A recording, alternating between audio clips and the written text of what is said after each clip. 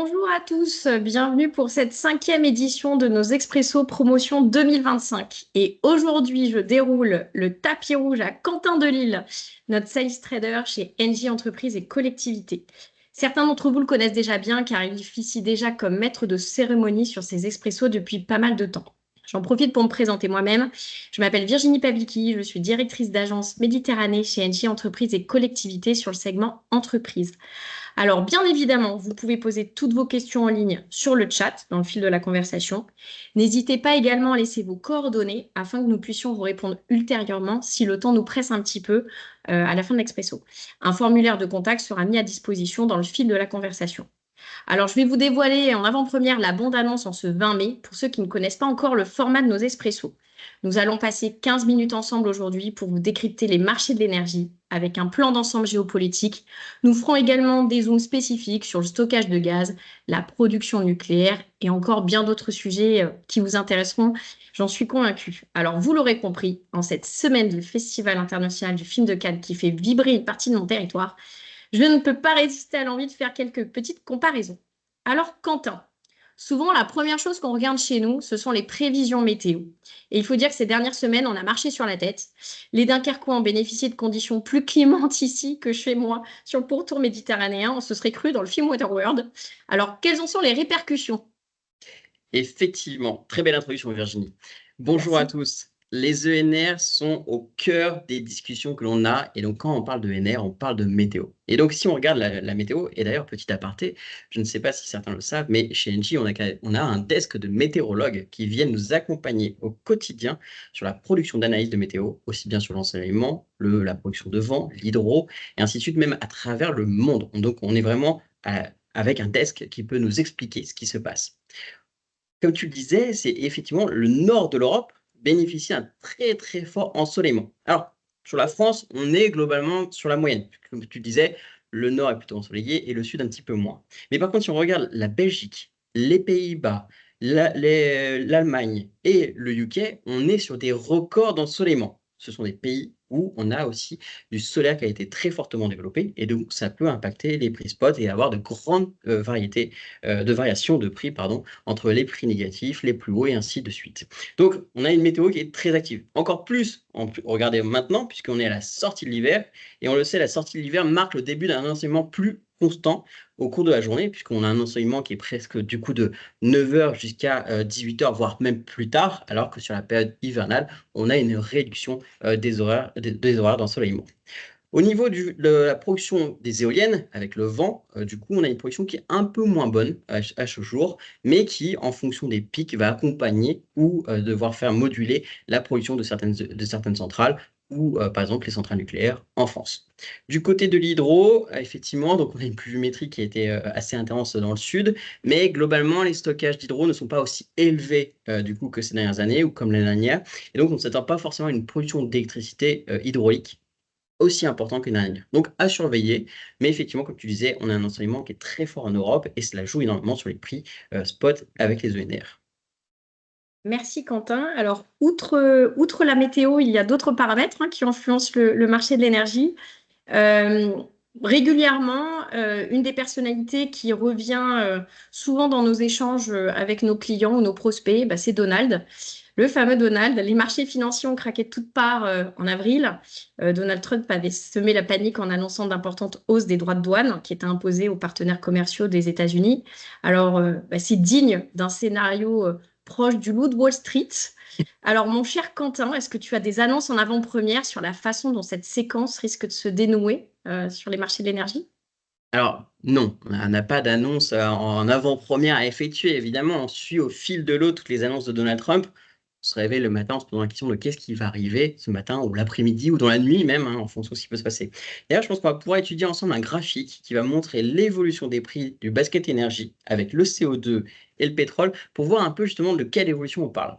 Sur ce graphique qui est présenté à l'écran, on a en noir l'évolution du Brent. On voit bien le plongeon du Brent jusqu'à début mai 2025. En effet, les craintes d'une récession mondiale et d'une forte baisse de l'activité économique ont fait plonger les marchés boursiers, comme tu le disais, Virginie, tout à l'heure, mais également les commodités. On le voit sur le gaz, sur le Brent, un petit peu également sur le charbon et sur le CO2. Donc, on voit qu'il y a un plongeon jusqu'à début mai, puis une remontée des cours. On a appelé ça un peu le rebond technique, puisque finalement, l'application des mesures douanières a été revue à la baisse, avec des tarifs douaniers beaucoup plus faibles qu'anticipés, et donc une crainte moins évidente, finalement, d'une récession mondiale et une baisse de l'activité. Donc, finalement, on a peut-être évité le pire, mais attention, il reste encore beaucoup d'incertitudes. On a d'ailleurs les discussions de Donald Trump en ce moment sur la résolution du conflit entre l'Ukraine et la Russie, qui ont amené à rien. Donc, globalement, on va suivre tout cela au fur et à mesure. On voit que le CO2 a un petit peu augmenté au fur et à mesure, avec justement ce regain d'optimisme sur l'activité commerciale. Par contre, on notera que au niveau de l'électricité, on a des prix qui sont restés relativement bas. Merci Quentin. D'ailleurs, on a souvent des interrogations de la part de nos clients à savoir quand est-ce qu'il faut se positionner. Avec des prix de l'électricité et du gaz qui sont corrélés, il y a un phénomène de ce qu'on appelle contango en ce moment. Est-ce que tu peux nous dévoiler au regard de cela le palmarès des maturités qui seraient peut-être les plus intéressants pour prendre des positions pour nos clients à l'heure actuelle? Alors, je vais peut-être revenir sur le fait aussi que ce n'est pas parce que le marché est en contango qu'il n'y a pas de bonne position à prendre. Le contango, rappelons-le, c'est quand le prix dans le temps est finalement plus élevé que le prix de l'année qui suit. C'est-à-dire que, par exemple, si on prend l'exemple de l'électricité, 26 est moins cher que le 28 et que le 29. 27 est presque au même niveau de prix, voire un tout petit peu plus bas. Et donc, en fait, on a cette forme de courbe qui remonte dans le temps. Si on regarde le gaz, d'ailleurs, c'est plutôt l'inverse. On est sur une backwardation, voire peut-être un marché qui se flatte au fur et à mesure, qui s'aplatit du fait aussi des modalités du marché du gaz. D'ailleurs, dans les modalités du marché du gaz qui expliquent cela, c'est que globalement, on est dans l'attente de la sortie des projets de gaz de liquéfaction aux États-Unis, au Qatar, et qui pourraient du coup massifier les exports de gaz, permettre à l'Europe de se passer du gaz russe complètement en prenant en compte potentiellement le GNL. Et donc, le marché s'est flatté. Par contre, sur l'électricité, la remontée des cours attendue pour 2028, voire 29 et ainsi de suite, globalement s'explique par des scénarios qu'on avait vus de la part de RTE sur le fait d'avoir une augmentation de la demande avec le développement de l'intelligence artificielle, des data centers, de l'électrification, de la réindustrialisation et ainsi de suite, et donc qui aurait pu d'ailleurs se mettre en place dès à présent, mais qui a été décalé dans le temps. Et donc on a toujours ces prévisions d'augmentation de la demande à venir et peut-être aussi au niveau des durcissements écologiques qui pourraient se mettre en place. Et donc, on a une augmentation des prix au fur et à mesure.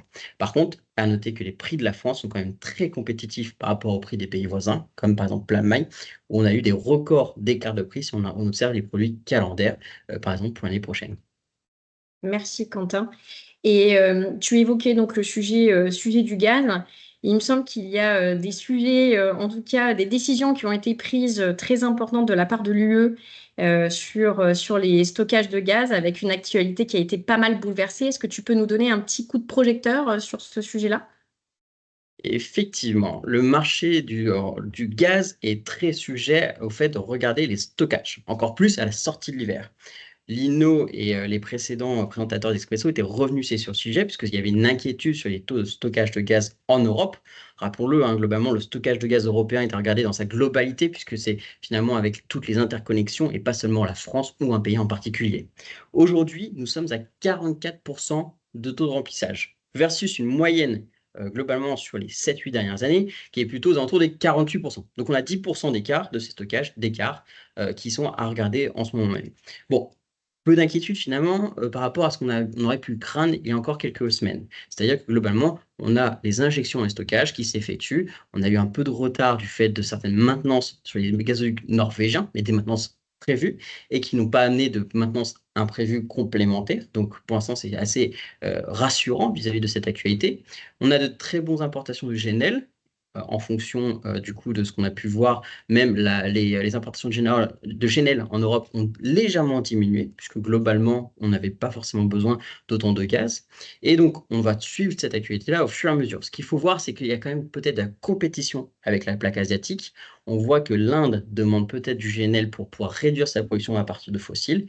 Donc, c'est quand même un marché à surveiller, mais avec moins d'inquiétude. L'actualité du marché du gaz, comme tu l'expliquais, c'est que globalement, l'Europe a été d'accord pour assouplir les conditions de taux de stockage à l'entrée dans l'hiver, c'est-à-dire qu'il n'y a plus besoin d'avoir 90% de stockage de gaz au début de l'hiver, au 1er octobre, mais seulement 83% à début décembre, ce qui permet d'étaler le taux de remplissage des stockages. Imaginons qu'on a un hiver relativement doux à début octobre, ça pourrait permettre de continuer d'avoir les injections et les stockages pour passer l'hiver. Merci Quentin.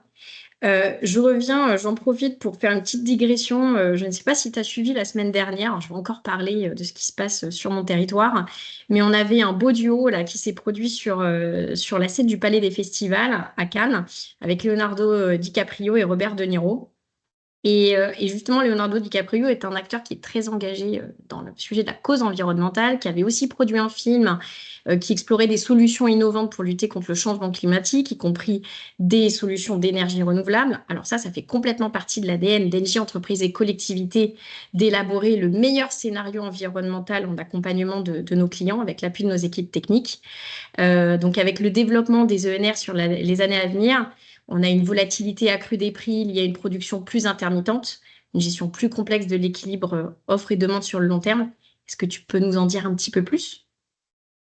Effectivement, on est dans une nouvelle normalité post-crise avec beaucoup d'ajustements qui vont s'effectuer. On a de développement de projets de batteries, de biométhane, beaucoup de choses qui vont remixer, entre guillemets, la production d'énergie, aussi bien sur le gaz avec le biométhane que l'ENR avec l'électricité.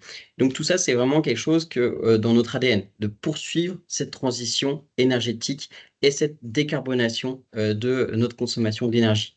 Et le fait de mieux consommer, d'agir sur ces consommations, agir sur la production et donc de tout fusionner pour pouvoir avoir un contrat d'énergie le plus vert possible.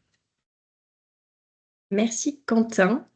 Je vois l'heure qui tourne. On va peut-être passer aux questions. On en a reçu pas mal. Alors, on peut démarrer par la question suivante. Quel est le bon niveau de prix pour fixer Cal 26 en gaz et en élect selon vous? Alors, donner un niveau de prix, c'est toujours compliqué. Il y a différentes modalités en fonction des contrats, mais par contre, on peut regarder la tendance aussi qui se passe sur le marché. On avait une fenêtre de prix bas sur le gaz il y a encore quelques semaines, quelques jours, on va dire quasiment, avec du coup le rebond technique qu'on a évoqué suite au regain d'optimisme sur les marchés. Donc, mais globalement, on a un gaz qui est peu cher vis-à-vis de ce qu'on avait dit il y a quelques mois maintenant. Et sur l'électricité, on a d'ailleurs une fenêtre de tir qui est assez intéressante, justement, où il y a peut-être des prises de position à prendre, principalement sur le CAL 26. Les autres maturités, 27, 28, sont toujours à étudier avec potentiellement des prises de position partielles vis-à-vis de ce contrat pour commencer à se couvrir et se protéger d'un éventuel été difficile comme ce qu'on a pu connaître finalement les dernières années. Merci Quentin. D'ailleurs, on a une petite question qui mérite peut-être un éclairage sur le fonctionnement des marchés. On nous demande comment expliquez-vous que le calendrier 29 soit plus cher que les années 26, 27, 28? Eh bien, globalement, c'est un peu l'histoire du contango. C'est-à-dire de vraiment de se dire que le marché price en fonction de ce qu'il a comme anticipation. L'évolution de la demande sur l'électricité est donc plus importante que potentiellement le développement de l'offre. Et donc, on a un marché qui se dérive à la hausse dans le temps. Merci. Une autre question. Bonjour. Avez-vous des liens, des sites permettant d'avoir une visibilité sur le coût des énergies fossiles et ENR à un horizon d'un, deux, voire 3 ans? Alors, il y a des sites qui publient de l'information de marché avec des prix comme EX, qui est une bourse d'énergie. Ce n'est pas la totalité des prix des marchés de gros, mais ça donne une information de ce qu'il peut y avoir. Vous avez Apex Spot avec les prix spot qui sont publiés au fur et à mesure. On peut voir les écarts de prix dans la journée avec les effets des cloches solaires, ce qu'on disait en introduction par rapport à la production des ENR. Donc, il existe des sites. Je vous invite à vraiment prendre contact avec votre responsable commercial pour être bien accompagné sur le fait de où naviguer. Sur la production des ENR, c'est beaucoup plus compliqué quand on parle de production même d'énergie fossile tout court, puisque ça se négocie en fonction des marchés de gros et des contrats entre les différents fournisseurs et les différents producteurs. Et donc, une dernière question. Le prix du gaz ne semble pas diminuer beaucoup. Et quand faut-il contractualiser pour le gaz? Ça, c'est une question vraiment précise. Quand est-ce qu'il faut le faire? Ah, la contractualisation du gaz va dépendre un peu de vos contrats. Effectivement, si c'est un contrat à prix fixe, cela va dépendre de la cotation du jour vis-à-vis de l'exercice budgétaire qui est à faire. Après, on peut toujours contractualiser maintenant pour avoir une offre à clic et pouvoir cliquer dès maintenant, puisque comme on le disait, c'est que globalement, le potentiel de baisse sur le gaz semble plutôt limité versus un potentiel de hausse qui est assez inconnu vis-à-vis de ce qu'on a pu voir précédemment. Ok, merci Quentin pour ces réponses. Si vous en avez d'autres, n'hésitez pas à les remettre via le formulaire de contact, on vous répondra ultérieurement. Alors encore merci Quentin pour toutes ces informations précieuses qui vont nous donner matière à réflexion et vous donner matière à réflexion, je l'espère. Moi, je suis ravie d'avoir pu participer à cette édition.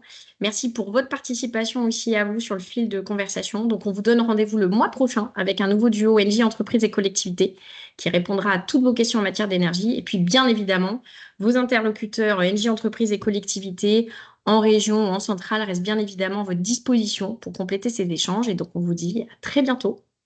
Un grand merci Virginie et bonne fin de festival. Merci.